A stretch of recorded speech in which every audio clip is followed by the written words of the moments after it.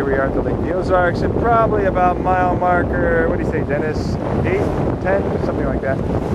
Anyway, this is how the poor people live around here. They have their own waterfall up on the cliff there.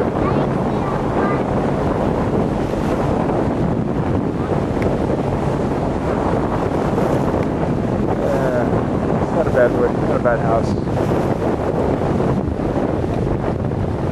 Getting back to reality, here we are. There's our boat driver. Well, at least he doesn't cost too much. And his wife, he brought her along. Hey, who's that? Who's that kid? David. Oh, that's David. I thought we bounced him out before.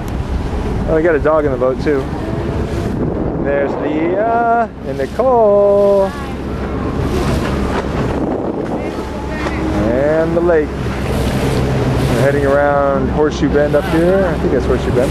Who's that? Oh! Look what we got back coming up on the... There's Jonathan and Garrett. On the way back. Alright.